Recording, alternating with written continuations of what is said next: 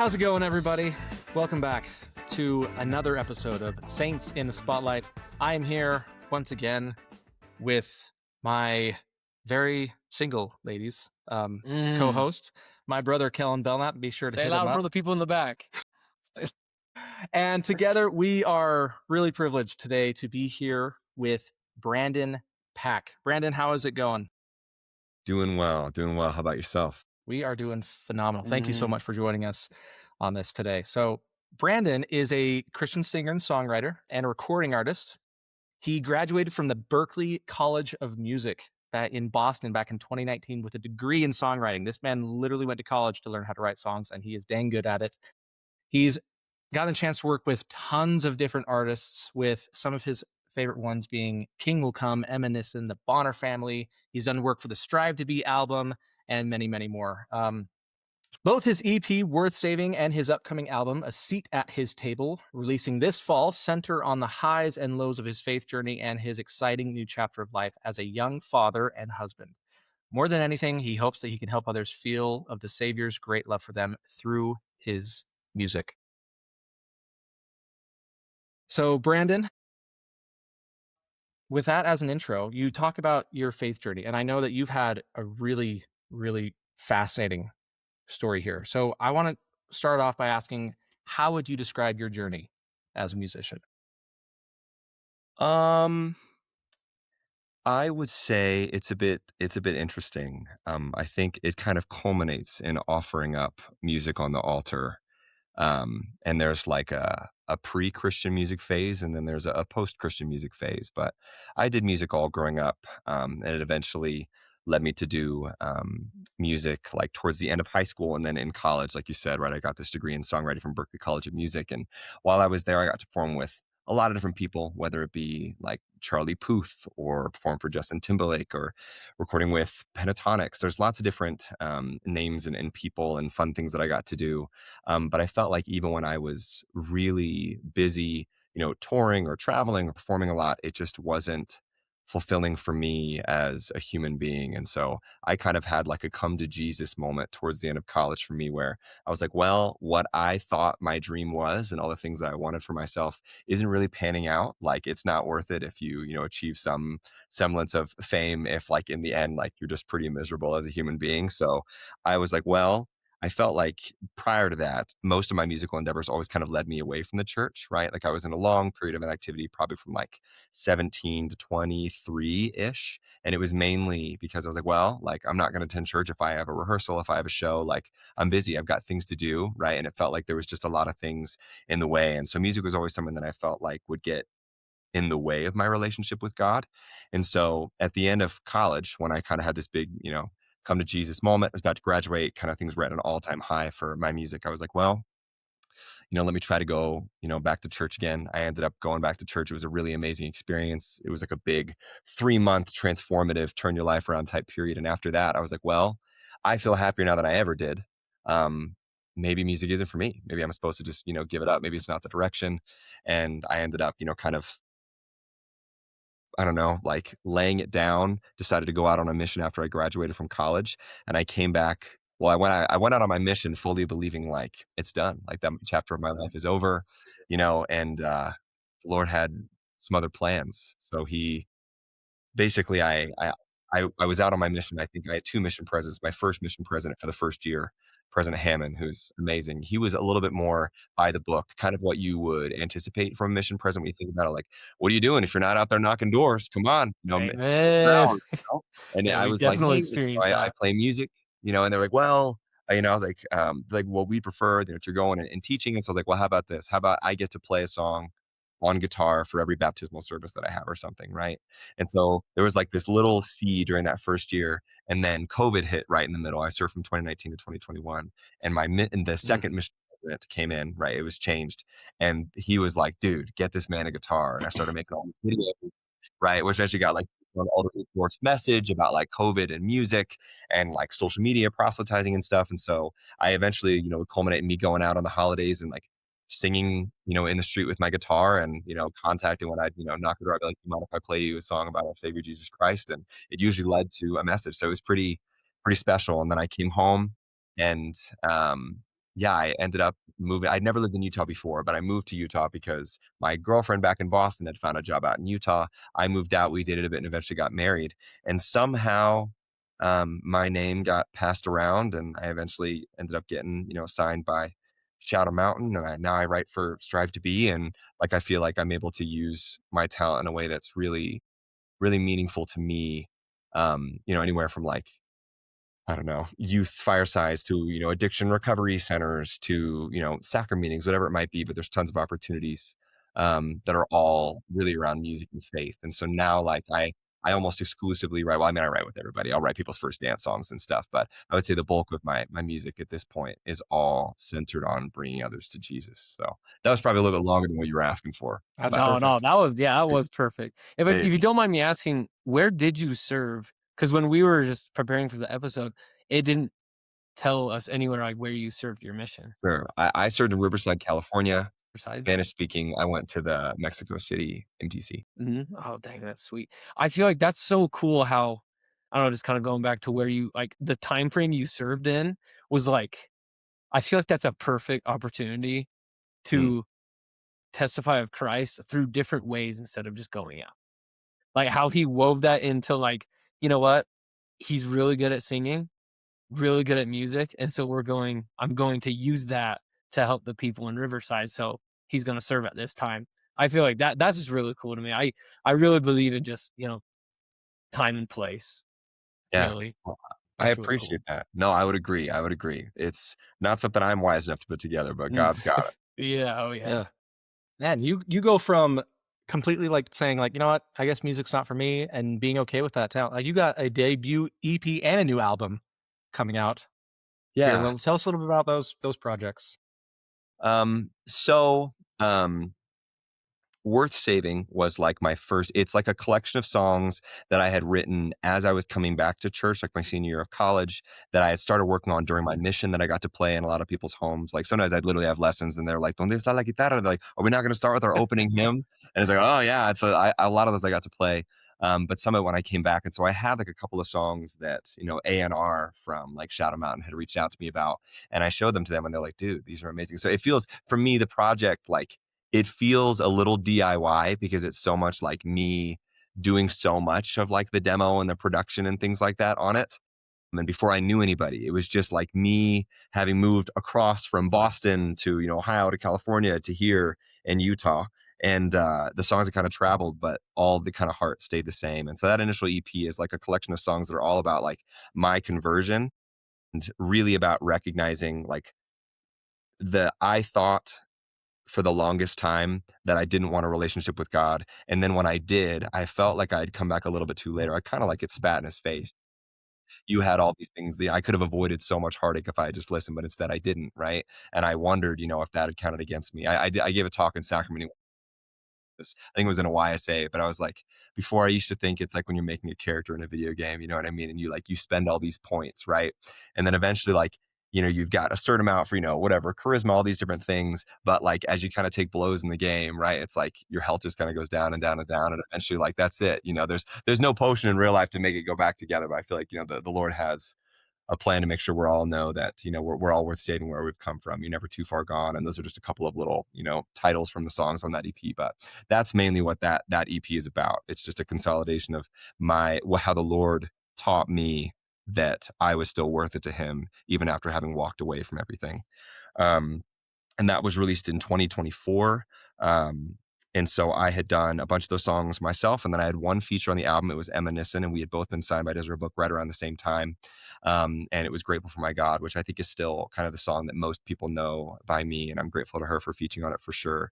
But that led to a lot of other projects, and I found that kind of featuring with people and co-writing with people, I started writing with bands like King Will Come and things. And as I started writing and working with other people, I just realized like, there was so much inertia behind the music, which kind of led to this next album, which I haven't talked about this album at all on any other. No way. This is the first time, so Oh, heck I'm yeah. pretty, Let's get into it. yeah, Yes, sir. I'm excited about it. It's Little called A Seat sneak at His peek. Table. Yeah, yeah, a little sneak peek, I guess, but it's called A Seat at His Table, and every song on the album has a feature. And basically, it's just kind of an album that's all about like the family and I don't know, working together. and it's like in writing, it's in featuring, it's in singing and everything, but really just a consolidation of like a lot of different testimonies of what it means for there always be a place for you. And there isn't a single, so there's going to be 7 singles and then a 10-song album. So the last single just released not this past Friday, but the one before that. It's called Home Away from Home. And then every like 5 weeks, a new single will come out. So the next one is called Last Resort. And I'm pretty psyched. But it's a very cool album. A lot of different people on it. But it'll be cool. So I'm very excited to share it for sure. That's awesome. That's really, Yeah, really cool. yeah. Is one of those, because I saw you, the only reason I saw you was because I follow the Harmon brothers and you guys did a collab together. Are they The featured? Truman Brothers. The Truman Brothers, not the Harmon. Truman Yes. Brothers. Are Yes. they featured on this as well? Yes. So Truman Brothers, they are featured on the single I just released. So they're featured on Home Away from Home. Nice. And that was just a couple Fridays ago, which Yeah. was pretty sweet. It was on February 27th. And so they were awesome, really amazing, super cool cats, great people. And I feature with a couple of Strive to Be artists. Like I'm working with Ben Olsen and things. I work with Ashley Hess, who did that song Yet, if you've ever heard that song before, with King Will Come, which is pretty fantastic. And then Yahosh is going to be on a song. Heck yeah. When We Yours love you, Water. Hosh. There's just a great group of people. So I'm pretty psyched about that. And then some of the other, it kind of intermittently released, like just yesterday, the Easter single, Greater Love. I wrote that song for Strive to Be. So it's cool Nice. that one came out as well for the Easter single. And I wrote that with, Ashley Hess and Mina Brett and Austin Armstrong. So it's cool. It's if I had the choice myself, I'm not sure I'd ever write alone again. To be honest, this has been a really, really crazy album, but I'd much prefer to be in writing rooms with people. And I think it's been a bit of a lesson in life, I think, for me, is just rather than trying to make sure that I'm doing it all myself, which I've always been like just put it on your back and do it when you're in a group project. If no one wants to do anything, fine. Yes. I'll do all of it for them, I'll carry the load. But I feel like when you're working with the Lord, it's like, yes, there are personal experiences, but I mean, we're all a part of his family. All of us are equally valued and loved in his eyes. And everybody has such different life experiences that you can't just depend on your own understanding or depend on your own testimony to fuel that. If you want to reach everyone, not just the people that are like you have to let people into that writing process, which is a very vulnerable process.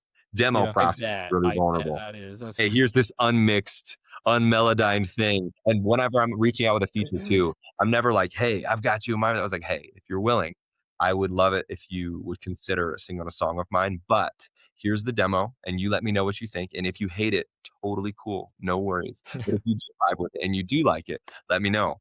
And fortunately, no one's ever said no yet. Everyone's been pretty, absolutely. There was one for the Worth Saving album. I did have one other person that I had reached out to that was like, I don't know if this is the right feel for me, but yeah, this next album, it's been really great. So That's awesome.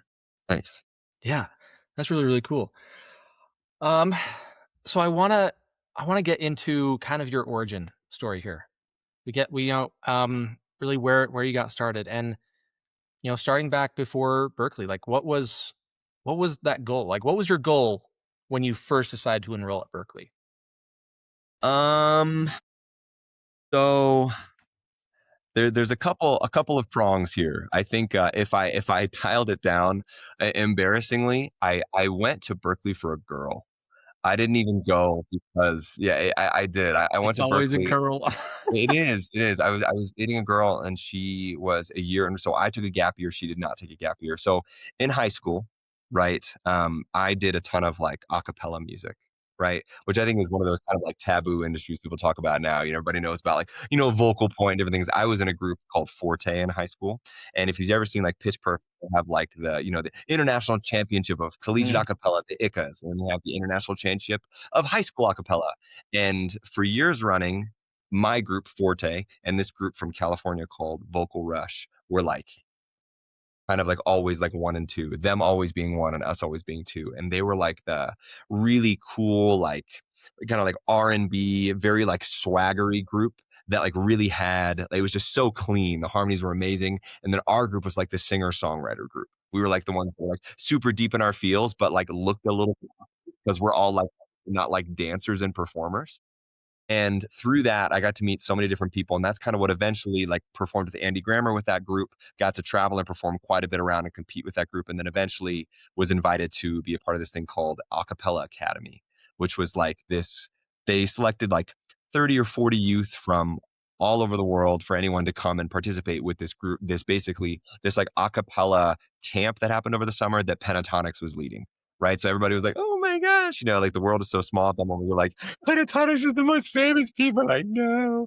That was back when like Avi Kaplan was still in the group and things. And so got to be a part of that.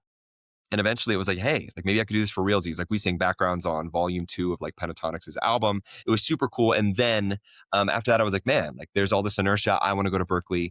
And I had met this girl. She was already going to Berklee. She was in this collegiate a cappella group called Pitch Slapped. And I was like, well, I was like, let We're me play shoot on words. yeah, exactly. I was like, let me try, and so I auditioned. I got in. I eventually ended up in that collegiate a cappella group, but I didn't know that I wanted to do songwriting. So I was like a double major in music education, music therapy. So my dad's Korean immigrant, and there was no shot he was ever going to let me go to college for songwriting or music at all, really. Like he was like, no, it's just not a value, right? In terms of what he appreciated. And it was a really tough, and that was after already being like, hey, Dad, I don't want to go to church anymore. And then I was like, by the way, I want to study music. And he was like, you just want to go there for that girl. I was like, no. But it's fizzled out now. My goodness. Right. But I went, I joined that a cappella group. And then halfway through college, I was like doing internships at both like a children's hospital, doing music therapy, and then like a school for music education. And I was like doing all these classes. It was such a busy time. I was gigging a lot, doing like wedding and corporate event band stuff, which like for any musician is like, for me, the single greatest supplemental income anyone could ever ask for. So if you want to revisit this topic, that's fine. But I was doing that. And then eventually I was like, dude, like I'm going to like one of the most expensive conservatories for music, and I'm studying the two things that I could study anywhere else. I was like, why am I amongst all these artists who are all these incredible musicians, and I'm studying the thing that like I could have like stayed in Ohio, I could have gone to Colorado studied or something. And so I was like, dude, I want to be a songwriter. I had all this like, but I didn't know how to play an instrument. Right, all I could do was sing. I was a singer until Berklee, and I came out like a musician and a songwriter, right? And so halfway through college, I was like, dude, I want to write songs. And so I wrote all my junior year, changed my major. I went down from a double major to a single major, which much of my parents were like, what? And I lost, like the credits weren't worth a bunch, So it's like, they're not transferable, It's like conducting 101 does nothing for your songwriting degree.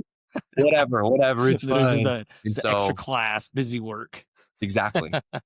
So I went and started writing a bunch of songs, and like I still hadn't come back to church. It was a lot of like sad boy music, but it was really good sad boy music. To this day, I'm like, maybe I should make like another entity, rather than doing Christian. Maybe I'll like release this secular album and see how it goes. This like super sad boy music, very feely, but like some of my favorite experiences ever. And I had like all my Berklee friends. Basically, I had a class where you could have an ensemble, and at Berklee it's weird. So do you guys know much about Berklee? Anything about it at all? Not a ton. Honestly, no. So when you get in day one, they do something called a ratings audition. And what they do is they find out about your improvisation. They ask you to prepare a piece, all these things, and then they rate you 1 through 9. And if you don't rate high enough, there's certain classes you can't take because you're not good enough. Like, wow. That's a humbling experience. Dude, that would my be gosh. crazy. You bet. And so one of the ensembles, right, I won't say what number it is that basically you can have your own ensemble. Like you can lead it yourself for your own original music. And a couple of my professors who had seen and come to my shows and things were like, dude, you should do this for sure. So they got me a class. And I basically I like twice a week got to go in and like with my band just for one of my classes, just write a bunch of music and then have them play it. And that band was so tight, dude. It was so good. And eventually, like one of my professors would invite like a scout from America's Got Talent to come and see me because I'd been performing around Boston and different shows. And they were like, hey, we'd love to have you on the show. And I decided to, I had already put in my mission papers and I was like, hey, how long do you need me? And they're like, well, we need you till September. But I had told them that I could go in May. But there's a whole thing to this, right? So because I've been inactive so long, so it was really just my senior year. So it was like the summer before my senior year when I decided I was going to come back to church, and I was at like an all-time low. I was at all-time low, right? And so I decided I was going to go back to church, had like this big 3-month transformative period. I decided I'm going to go on my mission. And so I put in my papers, and I'm like a month later, I'm like, hey, Bishop, how's everything going? He's like, I'm so sorry, Brandon. I forgot. I actually didn't, I totally blanked and didn't put in your papers. I was like, oh, okay, that's fine. He's like, I'll do it right now. Then a couple months later, he reached out to me. He's like, Brandon, so the first presidency wants you to write a letter to them about your repentance process and how you should go, like, and why you want to serve a mission. And I was like, dude, I'm done. They're never gonna want. Yeah. And in my mind, I was terrified of having to, like, relive all the stuff, just, like, 'cause I thought I was finally on this upward trajectory, and I was like, "And now I have to prove myself," you know? And so I wrote this whole letter and had to go through all of it, and I thought it was gonna be awful, but it was actually very healing because I knew that I wasn't the person that I used to be. And so I wrote the letter and then heard nothing for a long time from my bishop at all, and that was when this offer came in from America's Got Talent, and they're like, "Hey, do you wanna come?" And I was like, "Oh." And I was like, I didn't even know if they're gonna let me go. Maybe they're just gonna say no. And I was like, no, I am gonna go and serve a mission for my church. And they were like, oh, okay. Well, maybe when you get back. And I was like, yeah, I'll let you know when I get back if it's something that I want to do. And then like another month passed by and I was like, I wrecked myself. I don't get to go for church for my mission. I don't get to be on America's Got Talent. I don't know what I'm doing, but I'm just throwing my I'm life just, behind. I just keep getting just the Yeah, roadblocks, dude, just over absolutely. and over and over. I get this random email when I'm in the middle. Like it was like my one gen ed class. It was like an environmental science class at this conservatory for music, right? Who doesn't really do gen eds at all. And it was said it said, like Brandon mission, like invitation or something, whatever. And I read it, I was like, what the heck? And so I had known the teacher pretty well. And I was like, hey, I finished this test. Like, can I step out? And they're like, yeah, no worries. So I go and I pick up all my stuff and I'm in the middle of this alley. Have you guys ever been to Boston before? I have I not, just, no. Well, Boston's really beautiful and really great, but our school's right in the middle of Boston, and it's like honestly, every alley just, like, kinda smells like trash and hobo pee, and so I was in the middle of an alley, right, and I was like, "What a romantic place to do this," but I mhm. just go and I open it up, and it was like "Yeah, you're called to X place," and I was just so psyched, and it's something that I say a lot, but for me, it's like, I didn't care where I went. I cared more that the Lord would allow me to go. And I think it's just one of those mindset changes that I've tried to share a lot, is I feel like a lot of people get wrapped up on that, "Oh, man, like, if I don't speak a language, oh, man, if I don't go overseas or whatever." But it's like, it's such an honor to represent our Savior by serving him, and you have no idea how gutting of an experience it is to realize that that opportunity might not even be available. I feel like when people always think about missions, it's always like, "Oh, the church is just craving missionaries. They just want you," you know? It's like, okay, but, like, what if, you had to go through a process of, like, being worthy to ABC, you know? And, yeah, it was just a big learning experience for me, and it's really changed my mindset. It was an incredible experience, but I probably diverged way far from your question. No, I honestly love that. It's amazing. Like, especially since you brought up like, it's not about the place that you're called, but it's about the people who are there.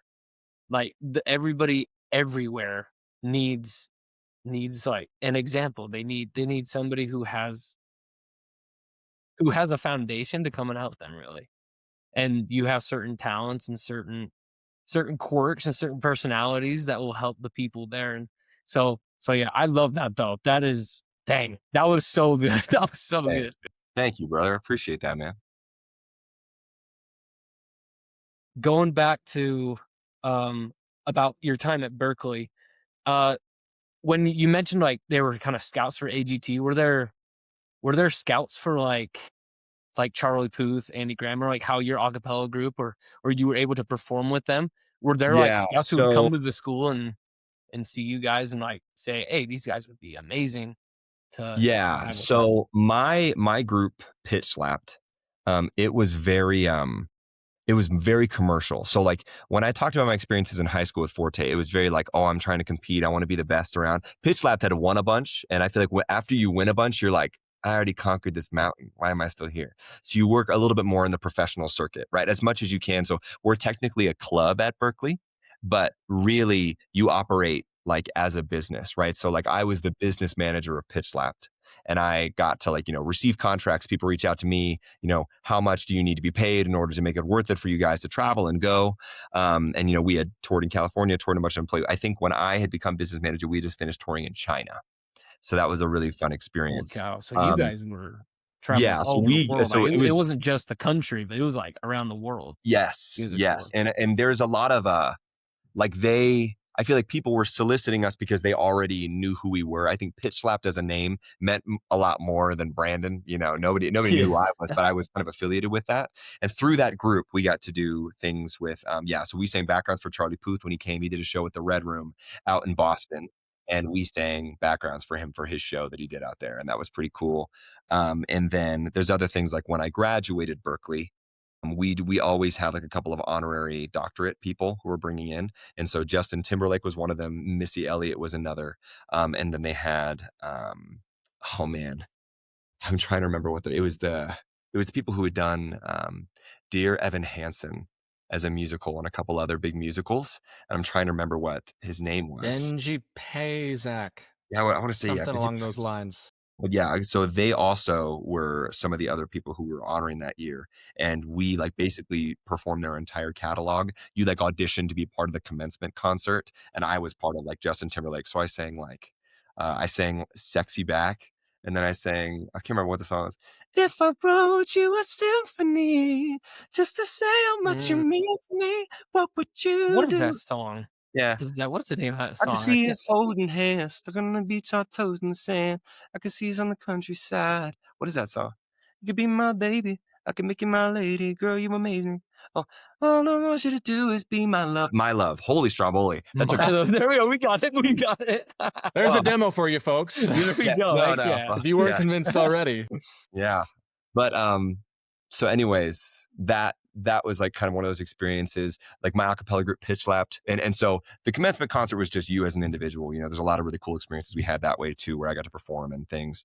But I think in terms of like most things professionally, I think in college were from that group. Like we did Daddy's Home 2, if you've ever seen that movie before.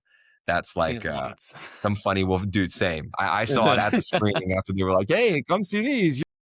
You were a part of the cast. I was like, sure. But that was very cool. And that's like, you get to like meet Mark Wahlberg and, John Lithgow and Will Ferrell and all these cool people. But yeah, I got to do that. And that was still fun. And still I get like a royalty check on a quarterly basis from that movie. It's really, that was one of those times where I was like, maybe I should do movies instead.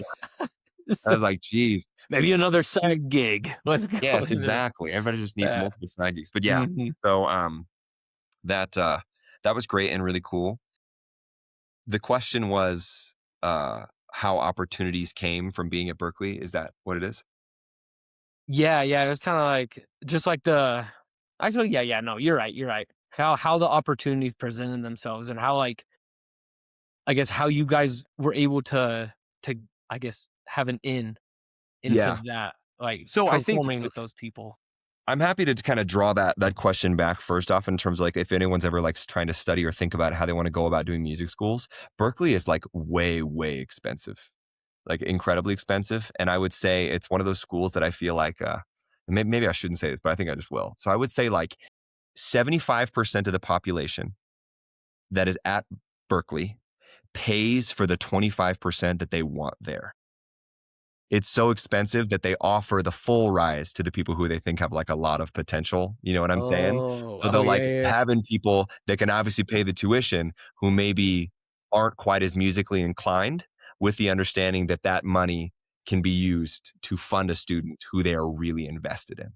And I think that's kind of one of those things that like, obviously that doesn't really get said on the surface level, but I think it's important to note when you're thinking about schooling, especially for music, right? For me, I had checked out a lot of different schools, but where I wanted to go for music. It's not just that I want to follow a girl. I did want to do music with my life, right? So maybe I shouldn't have oversimplified it that way. But there's a couple of really big, contemporary music schools, one of them being like USC, right? University of Southern California. They have an amazing pop program and like commercial music program. And then Berklee, I would say, is another really, really big one up there. There's like Belmont in Nashville, but there's quite a few different programs that are like, I don't want to do traditional music and sing opera, right? I don't want to like be a part of like an orchestra. I want to like make music and like have it come out on Spotify. It's just different. And when I decided to go, I think like, you have to recognize that you're paying less for an education and you're more paying for that right? So when I went, I hustled my booty off because I was part of the 75%. I think the girl I was dating was part of the 25%, but I was part of the 75%. And I came in just as a singer, not really knowing as much, but I was never not doing something. I was always just kind of overexerting myself, trying to meet as many different people as possible. And I think being like a kind person and always making sure that like you're putting the humanity of people before their talents was really important. And I saw that a lot. You know, people will take like a drummer who is a little bit less in the pocket if they know that they're easy and good to work with and they show up on time and they're like they value the relationship, rather than someone that's like super overbooked, like always shows up 20 minutes late because they were doing something that paid more than your gig. It's just one of those the things. I think being like a good human being has really gone a long way. And I think I'll say one note before I get back to the question, but I only knew one person from Utah when I went to Berklee. And it was one guy that I did a bunch of session music for. He's not a member of the church. He was his name was Nick Petty. He's really great, but he and his family have a lot of musical roots out here in Utah. But I knew no one. I came home from my mission and I wanted to move to Utah. I had done about a bunch of wedding and corporate event band stuff, and I reached out to the one guy I knew from Utah, the only connection I had. I said, "Hey, brother, any shot there's like a band looking for a vocalist right now?" And he's like, "Let me tell you, there actually is one." And I moved here, and the same day I moved, I got a job at this company as like a basically like a customer service rep, and then as that band. And that's kind of what now I live a way different. I've been promoted like 7 or 8 times at this business company, but aside from that, like I still gig with this band to this day. So it's like making connections is very valuable, and even if you only make one, that one could be incredibly meaningful, because the band that he set me up with, the guitar player of the band is the one who gave my details over to Shadow Mountain to be signed, and he is the one that is doing the guitar hymn book for the church, so that rather than Cool. accompanying a Wow, piano, you heck yeah. accompany a guitar. So it's like it's a small world. So, anyways, okay, sorry. If you No, want you're to fine. pause You're there and fine. let's get back to other passages, do you have any other questions about that before I jump back in?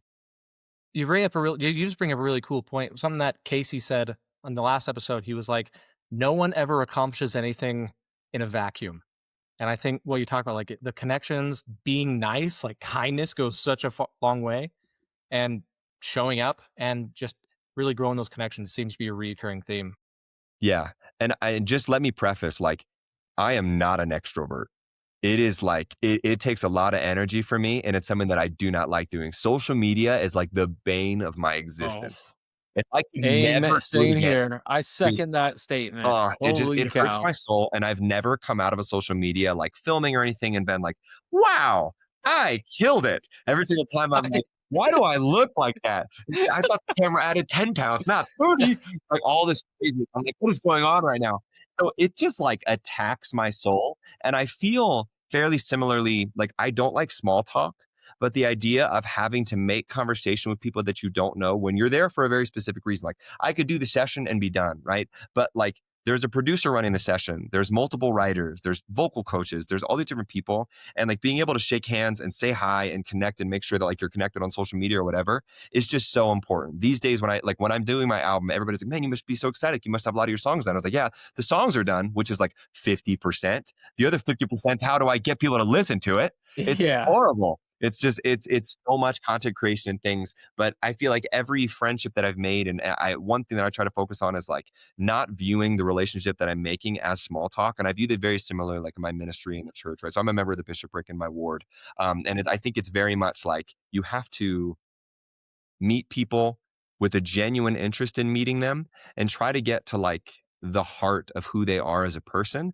rather than just being like, "Hey, what'd you think of that? Look at that cloud. Isn't that funny? Shaped like a dinosaur." I don't know, like whatever. There's all these like weird little like small talk where like the conversation is never going to go anywhere. And do you care about learning that information? And if you don't care about that information, why are you asking? Right. But I think there's different types of questions you can ask outside of just like, "Hey, how you doing? What are you here for?" Learning about people's families, and like what they value most in life. And I think inspired questions that I learned from my mission is one of the best ways that I've learned just to like get to know people and really learn who they are. And it's made the relationships that I make and a lot easier to make, one, but also not making me feel like phony, not making me feel like I'm meeting you so that I can get something from you. I'm meeting you so I can learn what you value, because there are things that I can bring to you that you can bring to me. But I just like I do a lot of writing sessions with this band called King Will Come, and they said something at the top of one of our writing camps that was like, remember that the Lord has like a culture of abundance, right? And a culture of abundance means like when you're in a writing session, sometimes you might have like the most amazing song come to you, and there's a thought that passes through your brain that's like, maybe I should just save this for myself. Maybe instead of having this really good idea, go and be, for this project or whatever that you're being commissioned for, and save that for you and then write something else. But I think the Lord always has more for you, and for you to like covet an idea that has come to you when you're in a spiritual room or something is like that doesn't help anybody, right? It only Mhm. helps yourself, and the Lord is not selfish, right? And so if he's giving you something at a specific time and you're pondering whether you should use that to help someone else or to give somebody else an opportunity, I feel like the answer for me has always been yes, right? Like always bring other people and help them, and in turn, right, they will always help you. I've benefited so much more from the relationships that I've made than I've been able to benefit them. You know, I'm in my own brand. I'm sure they wouldn't say the same thing, but yeah, I think just making it meaningful is really big. And you're not networking just to network. You know what I mean? Mhm. You're like making genuine relationships. So I don't know. That's a whole aside. Heck yeah, I love that. That was actually that. I listened to a general conference talk the other day about the title is "Care for the Life of the Soul," and Mm, it hits that right on the head. Just like caring about like the life that that soul is living, like what they've gone through, building a relationship with them, not just like seeing them as like, oh yeah, you know, like you're just a person, but seeing them as like I guess as a person, yeah, but not just somebody in your life, but somebody who's like who's living their life. They've gone through trials, they've gone through struggles, they have so much about them that you don't know, and to really care for them, it just goes a long way. It goes so long. So keeping those relationships. But I love well, that. we've talked a lot about what you've learned, I guess, and everything that your experience is. What would you say is or like a value or a lesson that you learned while attending Berkeley? Um, I mean, I think there's a lot of lessons learned, but I think from an educational standpoint, like you get into it what you get out of it what you put into it type thing. I think for school, for me, which I think is kind of I think wrapping around to what I was saying before I kind of tangented, but I think like I could have gone to like what they say at Berkeley is like the most successful people never graduate. Like your goal is to not graduate in a musical sense because your goal is like meet people, get famous, leave, right? Like John Mayer went in, Mm, met the people, left. I graduated, right? But I'm happy that I graduated. There are a lot of things that I really needed. But I think from a musical sense, like really try to identify, like if you're going to school for music, what exactly are you trying to learn? And do you need to finish school to get that done? Right? Like, I think music is one of those weird things where, like, nobody cares if you went to a school if you write the best song in the world. You know what I mean? Like, if you're great in the room, if you have like a ton of production skills, like, music is one of those facets where I feel like it's really not education based. It's much more experience based. Like, when people ask me to do projects and things, they always say, "Hey, send me like a voice memo of some of your stuff, or like shoot me your link to your socials or something." They never say, "Where'd you go to school? What did you study?" They don't Can I care. see your degree? Yeah, exactly, like, let me see the it paperwork. does not take a degree to do it, right? But I needed it because I didn't know how to write songs. I couldn't put 2 and 2 together, and now, I mean, I can produce, I would say that's probably, like, my least efficient skill, but, like, I learned to play guitar to accompany myself, I sing, I write music, and for me, writing music is, like, the top 2 thing. If I could be in just writing rooms all day long doing that, I would just do that, and that would be my life. But I feel like that's a huge thing that I did learn about it, right? Is, like, you really use your time wisely because music is not one of those things that pays itself off, right? Like it's not one of those where like, well, if I go to school and it costs $40,000 for me to go every single year, that puts me out at 160 by the end of my entire time, and the salary that I'll make after is X amount. It just doesn't go that way. Like it, I feel like unless you're like a teacher or like a music therapist, for the most part, music is very much like another form of entrepreneurship. And so identifying for yourself, what am I wanting to do? What type of room do I want to be in and day out? Do I want to be writing a lot? Day in, day out, am I just want to be performing and things like that? Day in, day out, do I want to be like in the studio recording people? Or do I just want to be a session musician? And at a music school, there's people who come from so many different backgrounds and so many different connections to perform and be on stage or like be in a studio room, and just really like isolating exactly what you want and getting that as quickly as possible. Because as soon as you gain one thing, like when and you come out of Berklee being like, yeah, I went to this great school. I write really great songs. This is awesome. And then you go into a writer's room and I'm like, how the freak did you come up with that line? That is amazing. Right. And there's certain writers I'm like, dude, you are like a melodic goddess. I swear. Like Some of the melodies that you come up with are just incredible. And there's other people, they call it, some people are like spewers or like vomiters, right? So some people, when you're in a session, like it can be really quiet unless you have one of them, right? That's just like shooting things at the wall and they don't care if people shut it down. It's fine. It's just Mhm. ideas. You know what I mean? Trying to talk about like, God is good. Are we going to talk about like peace? Are we going to talk about how he's like a refuge, how he's like a sword, how he's a shield, whatever, like all the different things. And you're just kind of spewing a million different things. And there's other people that are more like refiners, right? Like they wait to hear that idea and they're the ones that say, yes, yes, that thing. And then they like refine it back and they make it into like a line that, fits within, the context of the song. And so there's just different people have different talents, different personalities, but bringing both together is really important because if you just have spewers, right, it doesn't like you never get to the point where it's really hard to narrow things down. But if you have like a good group of people who like have ideas and can like confirm it, it's just really it's really cool. And so I think like making intentional connections, right, in relationships with people and identifying like who one you really value and really connect with in a musical way because they might come back like my friend did and get me, a whole, band and set me up with this great thing. It's been really awesome. Um, but yeah, kind of just trying to understand for yourself what aspect of music do you really want to do?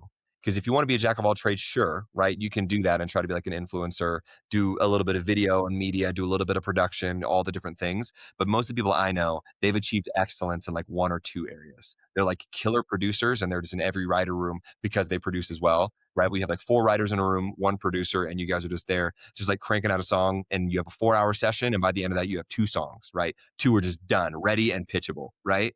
And so that's way different than someone that's like, well, I really want to be a writer, or I'm really interested in like the music business space and like representing people. I think there's so many different facets of it. Performers, right? Like performers, they're often not in the writer's room. They're just worrying about like making sure that they're honing their own talent. You can surround yourself with like dancers in terms of like, performance, like these theater people that are all about stage presence, all the different things.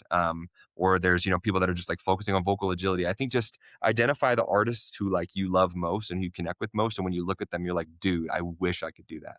And then meet the person and then find out how they do that thing and then do it. So I don't know. It's a small world and people are often much more willing to give and share what they know. But if you're like too shy or scared to like reach out and be like, hey, I freaking love what you do. Could you please like grace me with, a small, droplet of your amazingness? The It nugget it of goes a long truth. way. This is great. This is an awesome segue into I wanted to actually dive into like the business side of music, and you just went right into that. With about all the collaboration, the songwriting, all the different things that are there. And so let's narrow in to the talk specifically business and music. And let's start off with what you went to school for, songwriting. When it comes to songwriting, what are some of the systems or different frameworks that you follow when you start writing a new piece? Um, so a lot of people have different approaches. Typically, people that come from a singing background that started as singers, they're always melodically or lyrically driven, right? So whether you're starting out with like a line, so one of my favorite lines that I ever heard when I went to college, it says, "Preserve the natural shape of the language." Right? Preserve the natural shape of the language. And what that means is the way that you emphasize words within a sung line should mirror the way that you say it, right? So Yeah. the way that you say it, the Mhm. way that you say it, no, like it, way that you say it, I don't think so. It's in the way that you say it. It's in the way that you say it. You know what I mean? It's like you have to emphasize what comes out when you speak it and what feels most natural. And that's what makes a song not feel robotic or written by AI. And it makes it feel human because you're emphasizing and you're preserving the natural shape of the language. So for me as a songwriter, oftentimes, I will start just like no instrument, no nothing. And I'll just like sing and do lyrics and think about it. And like there's like, time signatures embedded into whatever you end up singing, right? So it's in the way that you 1, 2, 3, 4, but in the way that you want, like you can feel it. And so just by singing it, you can pull it all just by music theory. People that come from instrumental backgrounds, they almost always start with chords because they've paid so much attention to voicings and colors and the way that it makes you feel, and so whether you're at your piano or something, they'll find this little drum, ba-da-dee-da-bum-dee-da, you know, but I want to say it's right, you know, and you kind of feel your way into it that way. And they're much more prone to finding a hook fast because like they're starting out with a big melody and they find that thing and that's the ear candy and they let that be kind of the hook. So I feel like what I've kind of addressed just now is like the way that you start writing a song, you have to figure out where you typically come from. I will say for me, I've written songs kind of starting from all of those, but my guitar vocabulary is pretty small. It's like singer songwriter guitar, but like if you like, hey man, we'd really love you to do like a Led Zeppelin like concert tribute.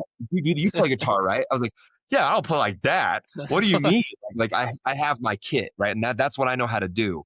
And so I will typically, like when I do start with guitar, most of the songs that come out when I start with guitar sound the same because I only know how to play certain things. And so why would I start writing with guitar if all my songs are going to end up sounding the same because it's just so limited. So my advice to myself and one of my goals for 2026 is to like become a better guitar player so that I have like different strumming patterns, different picking patterns that will help me to like branch out because right now the best way for me to write a song in a genre is to like listen to my favorite songs in that genre for an hour and then have no instrument with me and just write based off of what my headspace is in. You know what I mean? So if I like always wanted to write a song, you know, I don't know, some like Usher tune, you know, Confessions or something like that. You know, it's like so like you can hear the drums, you hear all these different things, but this whole groove is in your brain. And so I write like that. Some people as well, rather than being like melodically or lyrically driven or harmonically driven, some people they're like, look, I just like to top line. Rappers, for instance, they are top liners. They get a track from some dude that's like always in 4/4 for whatever reason, but like it's just a really cool production thing with a lot of like little things growing out, you know, and they just start and they just like write over something that's prescribed to them. But for them, it's all about lyrical play. They're not thinking of necessarily about melodies. I mean, Drake, right? But I mean, there, you know, lots of different peeps. But I think some people, they're also like melodic top liners, right? They want like people who like produce and make tracks and then they sing with them. And that's kind of their own collaboration. They have like Macklemore, right? He's an example, like Macklemore and Ryan Lewis, right? Ryan Lewis is the dude who makes all the stuff so that Macklemore can rap over it, right? So it's, people have lots of different kind of relationships with the way that goes. But am I diverging off the topic? What was the question? Did I mess it up now? Oh yeah, it's about No, songwriting. you're fine, yeah. Good. Oh yes, Yeah, yes. you've been hitting it on the head. we've been you good. So I've been locked in. I'm down. I'm sitting there like taking notes over here, like yeah. When you talked about the guitar, because I'm a guitar player. That's my main instrument, and so I absolutely love the guitar. But I've never been able to write lyrics. I'll come up with licks. I'll come up with like cool little picking patterns or like or chords that I don't know the name to, but I'm like, that sounds cool. But so I can never ever figure out lyrics. So this is like I'm taking notes on my little notepad right now. So I'm like I'm gaining stuff from this interview too. So I'm ecstatic. Okay, so so we talked about starting a song now, right? So like how do you bring it kind of the middle section of like actually being in the middle of writing it once you feel like you've got somewhere. It's like, oh, I've got this one line, but I have no idea where to go with it, right? So song form, right? And obviously this is like you could go and do like a year's class, years and years. I'm still learning about all these things. I'm no master by any means. But when you think about song form, right, as a guitar player for you, and you think about the songs that you like, most songs these days, especially in pop music, it's like verse, pre-chorus, chorus, second verse, second pre-chorus, second chorus, bridge, optional. Sometimes it's just like some like EDM like licks or ad libs or whatever from the producer, and then back to a final chorus and it's done. But there's so many different types of song forms. One of the craziest pop songs, right? It's like "Can't Stop the Feeling," right, by Justin Timberlake. That song, not symmetrical at all. Like if you listen to it, it's just like new section, new section, new section. It's like just constantly new. It's so weird. There's like, it's like, I don't know, it's like 1, 2, 3, 4, 1, 2, 3, 4, 5, 1. It's like, it's weird. But I'd have to go back and specifically look at it. But there's like verse refrains, right? That's like an AABA, where if you ever heard a song, I'm trying to think of like a really big, a really popular verse refrain song. The song that I don't know if I'd even say that for Home Away from Home. There's one that's on my new album. It's called My Well Is Running Dry. But the title is called My Well Is Running Dry, and there's no chorus that culminates in My Well Is Running Dry. It's like this long form verse, and at the end it says, My well is running dry. And then like it just goes into the next one, right? So here, to sing goes, they say the good things don't come easy. They come to those who wait. I don't want to be impatient, but I'm in need of saving. My well is running dry. And then it goes into the second verse. They say, ask and you receive. And then it lands again on my well is running dry at the end of that one. And then there's like a bridge. And then it goes back into the verse refrain at the end. And every verse ends with that one line rather than like a chorus where it's like a whole separate section, right? And it goes into this, I don't know, like what is a good verse pre-chorus song? So many, I don't know, Justin Bieber tune. There's just a million different songs. One last time, I need to be the one who takes you home. That's like the chorus, you know. But the verse is like, I don't deserve it. I don't deserve it. I know I should have bought it. At least I'm being honest. So like one is knowing, do you feel like you need like these really different song sections? Like, do you have multiple ideas, or is it more of like this kind of continuous stream of conscious? If it's like a stream of conscious, right, typically it's like a verse refrain type feeling. But if it's a chorus where like you have like one big thing to say, typically you'll get like a verse pre-chorus chorus. So my next song is called Last Resort, right? And so I'll frame this because the goal of the way you write lyrically in a song is that your hook is everything, right? You should always start with your hook if you can. The most frustrating feeling is like you've got this really great idea for a verse, but you don't know where it's going. You always need a North Star, right? So you write to this one line. And for me, the hook of this Last Resort is, it goes, Lord, I don't want to use you. No, I don't want to wait till I'm breaking down to think about you. Don't know why I gotta hit rock bottom before I realize that you're more than a last resort. No. It's like an EDM pop song type thing. But the last line is like, I don't want to wait till I'm breaking down to think about you. Don't know why I gotta hit rock bottom before I realize that you're more than a last resort, right? So everything is writing to that. And the chorus comes back over and over again. So the verse lyrically, it should always be, it's like a recoloring of the chorus, right? So you hear the chorus one way the first time because you've done this lyrical setup, but the second verse, you don't just say the same thing again. Like you have to hit it at a different angle. So when the chorus comes in, it has new additional meaning, right? And so like if you just keep repeating the same idea over and over again, the chorus, you'll lose the listener. People will just like cut the stream and just skip because they're done with it. They're already done. But I think like adding that new lyrical idea during a second verse, and then as well having a bit of a transformative bridge. Obviously this is just kind of like general rules. There's so many songs that will break all these rules, but you kind of have like this middle understanding that's like the core of your songwriting brain. And then if it diverges from that, that's great. That's led. But the biggest thing is you want to at least understand how to do it like in the like acceptable way. And then you can diverge from that so that it kind of stays as listenable to people. But yeah, anyways, the song form is really big too. And the last thing I'll say on this, sorry, is like phrasing. So are you coming in before the beat? Are you coming in on the beat? Are you coming in after the beat? Right? So like there's different ways to say it. It's like 1, 2, 3. There's different ways to say it. You know, you're coming in right before the beat rather than saying 1, 2, 3, 4. There's different ways to say it. And I think like it changes. And so every song section, when I start a new one, I change when I come in. So is it before the beat? Is it on the beat? Or is it after the beat? And it has different feelings, right? When you start after the beat, you feel off kilter. Like you didn't come in when you thought you did. Versus when you're saying something really like declaratory, you're trying to really say like, I believe this thing. It's right on the one. So like most of my verse, like in that song that I was just singing, Last Resort, right? Like the beginning of it is 1, I get so sick of me calling. 2, 3, 4.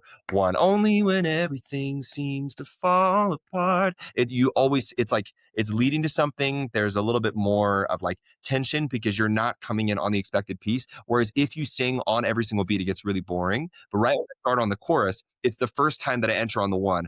Lord, I don't want to use you. No, I don't want to wait till I'm breaking down. And so it like really lands sonically for you and it feels so much more confirmed. So really thinking not only about like different song sections, but when it starts, and I'm sorry, I lied to you. There's one more thing I'm going to say. And then you're going to be like, bro, this sucks. He just keeps talking. No, you're good. You're good, bro. I'm Keep locked into talking. this. I'm so locked in.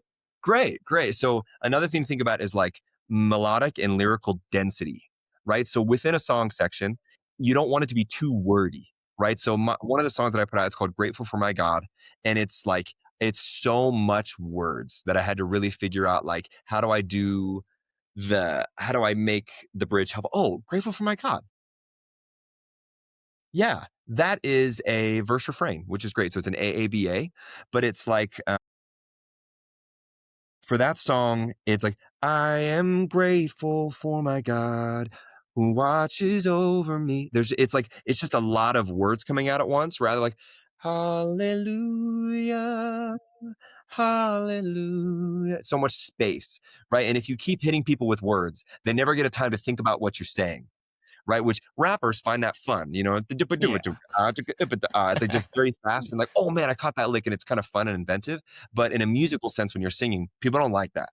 People always want to understand. Like some people, I still hear people to this day that's like, yeah, phrase fine, but I can never understand what the dude is saying. And I'm like, well, dude, it's like one of the greatest bands of the early 2000s ever. It's like my biggest gripe with Music Man, that whole show. Like, oh, that's like my yeah. biggest. I don't know what the show is about. I can't understand what it's saying. But it's real, you know? But I think, like, when do you want to give the audience a chance to breathe? When is the listener supposed to like feel relaxed? And like, so, you know, we'll literally say, I feel like most of the song has been like in a lower register, a lot more lyrical density. I need this next section for it to refresh you, to be like a little bit more open, you know? So I don't know. There's so many different examples of that. But like, if it's really lyrically dense for a little bit, and then you go, but then going on. Ooh, I want it. You know, like there's just different ways to kind of give them a little bit of a breath, so they don't have to constantly be thinking about what you're saying. But anyways, those are a couple of things. That was more than what you bargained for. Might be. No, you're Awesome. fine. You're fine. That was really good. That was really, really good. So, who do you think are like some of the best songwriters to go and like study? It really depends on who you like. Okay. Right. So, I mean, who are your I think favorites? it depends on genre. Right. Okay. So, a lot of people shade Taylor Swift hard. They're like, I hate Taylor Swift. I was like, look, I personally, my take on Taylor Swift, and this is just my own thought, is she's an incredible songwriter. I wish that she gave every one of her songs to someone else, because she doesn't sell the song. Like, her performance to me is not as good as it could be if it was sung by somebody else, right? One of the only people who I know who writes incredible songs and sings it better than anyone they could have given it to is Bruno Mars. Bruno Mars writes his own stuff, and his voice is incredible. He slays that jammy. I don't need anybody else to sing 24K. I don't need anybody else to sing most of the songs that he's put out. It's really incredible. I would say, like, Doo-Wops and Hooligans, he's got some songs where it's like anybody could have sung, like, today I swear I'm not doing anything. Jack Johnson could have done that. Oh, yeah. Hey, I swear I'm not doing anything. He would have made a nasty guitar lick on that. He would have. Oh, that would have been so nice. Holy 100%. But when you think about that, like, Taylor Swift songs, they're really good. They're really lyrically clever, but the way she performs them is underwhelming for me. So I'm not a fan, right? On the flip side, Kelly Clarkson, one of the most incredible performers ever, but she had other people writing her music for the first 2 albums that she put out. And every time you ever hear a Kelly Clarkson song on the radio, it's like, behind these hazel eyes, here I am once again. Like one of the originals, you know what I'm saying? Like, and Breakaway or something like that. There's like a million songs of those first 2 albums. And then she was like, well, I kind of want to start writing my own stuff. And I was like, respect to you, but I don't listen to it anymore because I don't think the songs are that good, even though her voice is incredible. The best performances by Kelly in like the last 10 years have been on her show when she's covering someone else's song. So I'm like a little bit like, dude, it's frustrating because you need both. And there are songs that I write where I'm like, I am not good enough to sing this. Like somebody else needs to sing this song, right? Like the Easter single, Greater Love, no shot that I should be the song. Like it's such a big, it's like, there is no greater love. There is no greater love. It's very like runny and like kind of like gospel pop, you know? And that's just not me. You know, I'm like, I'll do like R&B, neo soul. I'll do like folk indie, but I have like a very like soft, intimate voice that can also be paired with like pop and stuff. But you have to know kind of your lane, and it's okay if you don't fit that other lane. Don't try to contort yourself to make it happen. Songs can be released by whoever, but your intellectual property as a songwriter, like, you know that you had a hand in that, right? I went to Nashville, and one of my trips to Nashville, there was some guy who was performing. It was either BMI or ASCAP. I can't remember. They were both trying to be like, we're BMI. You should have us represent you. ASCAP was like, you should have us represent you. And one of them brought in the guy who wrote I Can't Make You Love Me. Real quick, what is BMI and ASCAP? BMI and ASCAP are they are like, I can't call them a publishing company. They are, what are they called? PROs. They're basically who you register your songs with so that you can make the royalties off your streams. Okay. So like you pay a subscription to be a part of their roster, and then from there, whenever you write, say, hey, like Grateful for My God, whatever, like 200,000 streams or something like that, you make, based off of your contract with Shadow Mountain Records, this much money. Here is your 40%. Or something like that, and they'll send you that stuff. And so they're the ones that, like, especially as a songwriter, if you're regularly working commercially, you immediately have to get associated with a PRO, whether that is BMI or ASCAP, or whoever it chooses to be. But those are the two most dominant ones. That's the Coke and Pepsi. Nice. Yeah. That's interesting. Anyways, so there was a performance going on at one of those, and it was the guy who wrote I Can't Make You Love Me. I can't make you love me if you don't. I can't make your heart feel something it won't here in the dark. Right. But like, if he had released that song on his own as his own artist, that song wouldn't have gone anywhere. But it's an incredible song. It's one of the most beautiful songs of all time, right? But it's because it was released under an artist who had like a big following and all these things that it was able to get the love that it deserves, right? And so he performed it, and it was freaking gut-wrenching, dude. But it was gut-wrenching because I knew that the person who originally had those feelings was performing that song for me, but I knew it already, and I wouldn't have known it if he had sung it. And so there's little things like that, that you have to kind of consider there. What was the question? Where are we at right now? I'm sorry. Might be. No, you're good. You're good. It was artists, like songwriters that you like to listen to, like some of the. Yeah, some of. I mean, so I think in terms of like guitar variants, if you're trying to write from like a harmonic background, you can tell that like John Mayer writes with his guitar. He just sits there and has like the best, most beautiful licks ever. And so I think like John Mayer and Keith Urban are two of like the greatest in terms of like guitar players that also sing, but they come from totally different lanes, right? So like Keith Urban is like a session player from Nashville who can play anything perfectly, and he like doesn't do too much. You know what I mean? He just like does what's best for the song. Yeah. And John Mayer is much more like creative to me with the way that he plays his guitar. It's like unique and the craziest fingerings with his deathly long fingers, but he's really, really amazing. And so I don't know, I feel like for me, some of my favorite artists were like Luther Vandross, right? When back in the day, he had some like Dance with My Father Again. Insane, absolutely insane song. And he was on like Endless Love when he did with Mariah Carey and everything. So in terms of like classics, he's definitely one of my favorites. In terms of just overall today, I think Charlie Puth writes absolute bangers, but he is a little bit of another example to me of someone that like I wish that he gave some of his songs away to other people, because his voice is not meant for every song to me. But I will say, I mean, the dude is absolutely famous, and I can have my own opinions, but I'm a peon in the music industry. And he's doing incredible. His like the version of the national anthem he did was amazing. It was. He did amazing. Yeah, there's so many incredible songwriters. Bon Iver is another one who's really, really incredible to me, and his entire discography has really changed. Do you guys know who Bon Iver is? I do not know. He just come on, skinny love, just last year. Oh, yeah. I know Skinny Love. He did this one album. He just went into like a cabin in the woods and wrote it all by himself, DIY, and released it. It was called Forever Ago. And it was all like dealing with this like relationship that it was just insane, right? And now his music is way different. Like I think some examples of people who I feel like have kind of lost their way, like Maroon 5. Maroon 5 is no longer a band to me. Maroon 5 is Adam Levine singing a pop song. Like when they first came out with their original albums, like Songs About Jane, that's insane. Even the next one, I can't remember what it's called. I can't remember if it's Wake Up Call. I bet there's so many different albums that they came out with originally where I was like, dude, this band is sick. And now I listen to it, it's like, I'm at a payphone trying to call home. And like, it's a good song, but anybody could have sang that. It does not need to be Maroon 5. It's just Adam Levine is singing it. Ryan Tedder from One Republic. One Republic's a crazy songwriting group. They are awesome. Ryan Tedder is a crazy, oh my gosh, Pharrell Williams. Insane. His writing is crazy. There's so many insane writers. And I've been following a lot of like, I follow a lot of like new upcoming artists. Like Ryman from Nashville. That dude is insane. Absolutely, absolutely incredible. I love some of his music. There's just so many good great writers. I could like pull up my phone and like pull up a bunch of different names, but yeah, I feel like I just listen to the song and I don't listen to full people's discographies, and I only give a song like 45 seconds before I'm done with it. Like if you don't win me in 45 seconds, you won't win me with the rest. I'm not interested in your super amazing bridge if like the verse and chorus suck.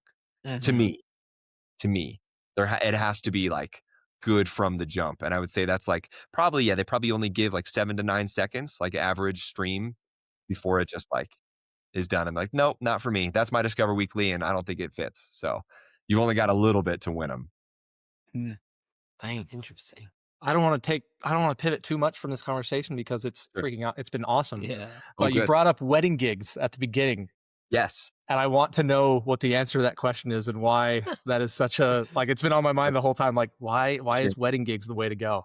So I feel like wedding and corporate event bands, right, is the definition of like making money with your voice by singing top 40s music, right? That's like just what it is. So like, for instance, I'm in a band, we'll, perform like once or twice a weekend or something like that. It'll be like, $750 or $1,000 a pop or something like that, right? And so you go and you perform for a couple hours, you perform all like the Marvin Gaye tunes and Whitney Houston and all that. And as a college kid who's like broke, right, who wants to keep doing music, it's like the best supplemental income ever. I'm not like some executive assistant or something like that. I'm just going and doing music, and like it's all embedded within that one day. So for instance, like at this point I'm in a band where like everybody is just an absolute professional. Like we don't even rehearse, right? We don't need to. You just show up, hundreds of songs, and you show up to the gig after they've sent out like a set list in the beginning. And the understanding, right, is that like all the stuff. You show up knowing the first dance song, you show up knowing like the parent dances, all that stuff. Like the 3 hours of music you're going to play afterwards. It's usually just like a bunch of dance music. But yeah, it's like a great supplemental income to be with a band that does those types of events. Like for instance, I'll go to New Year's and play like the High Roller Party at Las Vegas or something like that. And it's like you're just going and giving people a good time, helping them, party, and then you're done. And so it's like I don't know, it's I don't want to say it's like selling your talent for money, but in a way it is. It's like you're singing and it's just a job. There's no love and passion and creativity in it. It's just like you're making music and doing it because it's what people want to hear, and rather than them listening to the radio or a Spotify playlist, like you're what's playing at their wedding. But I will say, I mean, wedding or a corporate event or whatever it might be.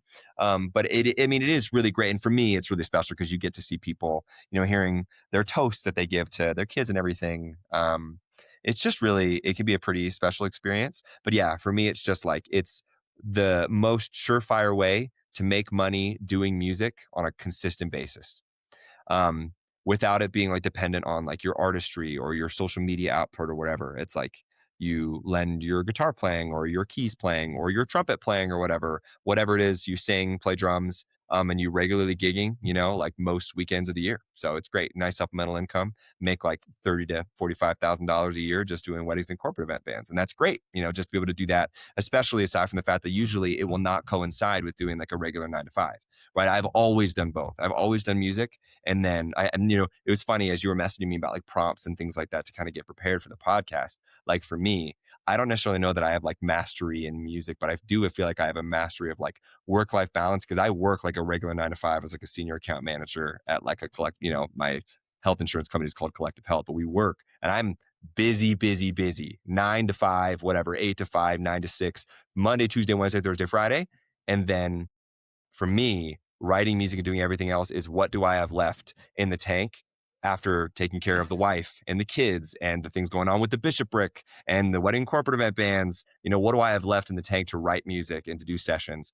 And it is one of those where like it is possible for you to do all of it if you have it in the tank. If you don't, that's fine. Some people are like, no, I'm going to live the starving artist life. And I don't want to do, I just want to do music. And I feel like I'm selling out if I do anything less, but I don't feel that way, right? Like, I don't want my wife to have to work.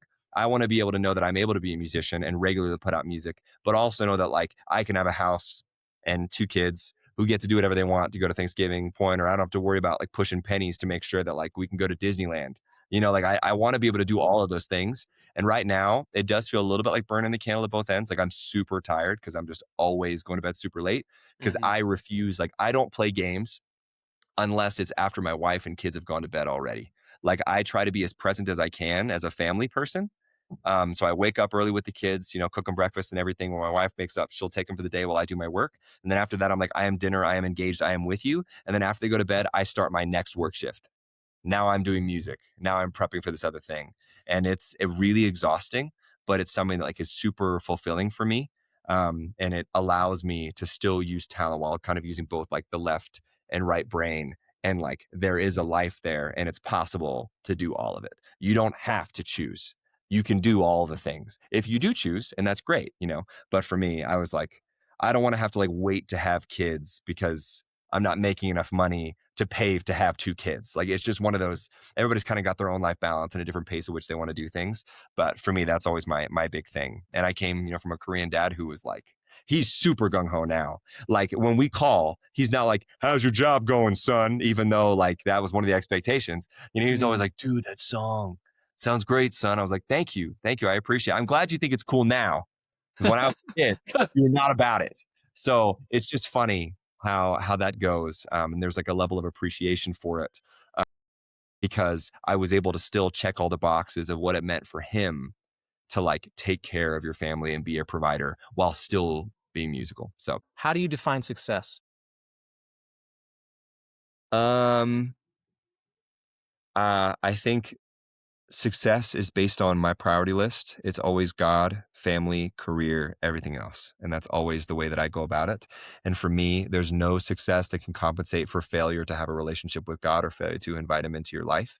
I feel like with such like a busy and exhausting lifestyle that I feel like I have right now, like because I put him first, it feels like time tithing, right? Not just like money tithing, but like if I prioritize him and I put him first in my life and I work on that relationship, my relationship with my wife is better. I'm more humble. I'm more willing to be reeled in, during whatever it might be. I'm a better dad. And so by putting him first, as long as I'm good with him, that is success for me. In terms of family, like that's one of the things that I feel like I'm constantly trying to make sure, like by doing so much and having like 3 jobs at once, I feel like often I don't ever want my wife or my kids to feel like they have like the butt end of the stick. One of the things that I got called to the bishopric, I remember hearing from the stake president or the bishop when they were talking to me, is they were saying, they were kind of this story where a stake president had reached out to all the bishops' wives, being like, hey, how are you doing? What do you need? And one of the wives basically said, I feel like everyone in this ward has a bishop but me. Because he felt like the bishop was giving so much of his time so liberally to everybody else that she didn't have anything. She couldn't get anything from him because he was always just so exhausted. And I feel like you should never engage yourself in any type of business behavior that leaves you with nothing to offer the most important individuals who you've made an eternal covenant to be sealed with forever, right? So that is always right underneath your relationship with God. If not, and the thing is, they eventually become conflated, right? Because it's a triangle relationship with God. Like if you're really great with your wife, but not really great with God, there's a problem there. And if you're really great with God, but not great with your wife, there's a problem there too. And so those are like my biggest priorities in life. And also just making sure that my kids like know that they have my full attention. My phone is just ding, ding, ding, ding, ding, ding, ding all day. And like, I could just be looking at my phone all the time and I have to actively stop myself. But like being able to be fully present with my kids and not worried about something else is another sign of success for me. But in terms of like career and music, when we talk about those things, I think like being successful, one means that like there's always a project that you just finished with that you're marketing. There's a project that you are releasing right now that you're actively advertising for. And there's a project in the future that you are actively working towards and making that happen. And if at any time you don't have something recently released, something releasing right now, and something releasing in a little bit, like that's kind of an issue. So I'm always trying to make sure like that it's very full. Like there should always be something in the tank going. And in terms of like, relationships and people, I just always want to be meeting different people, but also making sure that like the relationships that I have, like that they never feel like I'm just interested in them because they're able to like produce my song. Like I want to make sure that I'm like caring about them at a deeper level than that. So I'd say that's, kind of success. But I feel like my musical things in terms of success have nothing to do with money because I work a business job to not have that headache hanging over me. Like in Christian music, there's not a lot of money. It's just that way, right? Like there's just not much to be made unless you're constantly touring. And then it's really hard to just be a family man at all. And so for me, I kind of circumvent that and mitigate that by doing, another job. But like it frees me up where like when I'm trying to do something like a prison ministry is like, dude, I don't have any money to offer you, but we love your music and I'd be really grateful if you came to perform for us. I'm like, no worries, no biggie. because I can get there and I can give them that, and it's not a problem, you know? So like for me, a big part of success too in my overall life is knowing that I can do things for people that need it in a volunteer-based way, because I don't depend on that for my income. So yeah. What advice do you have for the aspiring musicians out there? I would say make sure, one, that like you really, really love it. And if you really, really love it, make sure you're able to do it so that what comes out of you is the music that you love. I think sometimes like you'll hear a new song and you'll be all excited about it, but then like your own talents, you're not able to get to that place. But I think like keeping your eye on the ball of what you really want to hear from your own playing, hear from your own musicianship, or whatever holes or gaps you feel like you have within your own musicianship, take like an active, pretty immediate approach to finding out how to do the thing that you admire about other people, and surround yourself with people who you do admire, who you feel like just have so much to offer. Like I feel like in terms of musicians, like everyone is constantly growing, and there is that culture of abundance where I feel like sharing constantly with other people and letting them share with you, and just really trying to learn and grow from those around you and asking questions and not being too uncomfortable or like, I don't know, scared to just be like, dude, I will give you voice lessons if you teach me how to work in Pro Tools, bro. I would just be so grateful. There's so many little things, but yeah, I feel like, yeah, I don't know. Maybe that was good. Maybe it wasn't, but Yeah. And if you had the world's attention for 30 seconds, what would you say? if I had the world's attention, Mm. Jesus Christ lives. Jesus Christ loves you. That's it. I think that's pretty You much only need it. 5 seconds. You don't. There you Yeah, go. he means fire. That's it. Yes. No, that's it. If there's anything I do with my music, it should just always be pointing people to him, which is a huge issue for me in terms of self-advertising. It's just difficult to be like, come follow me. No, no. It's awful, dude. Awful. You know? So they'd be like, come follow me so you can follow Jesus. You know? No, like I just hope that everything always points back to who's most important and that it never becomes a self-aggrandizing endeavor. Awesome. Sharing your testimony through talents. Love it. Heck yeah. Doing what I can. Brandon, thank you so much for coming on here. Honestly, thank you, man. I want to have you on again because I feel like there was That's so what I'm much. saying. Like you were just I diving know. into songwriting. I'm like, we need like another 3 hours here. Dude, that's what I'm But- saying. I got a but free yeah. Saturday. We can just keep going. Oh, I'm kidding. I'm kidding. That's very kind, guys. For Seriously, sure. thank you so much. Good luck with these upcoming releases. When's your next Mhm, release well- coming out? April 3rd. Let me check really quick. I think it is April 3rd. I'm gonna go and check April 3rd. Yeah. April 3rd. There you go, folks. April 3rd. Brandon Pak has got music coming out. Go follow him. He's awesome.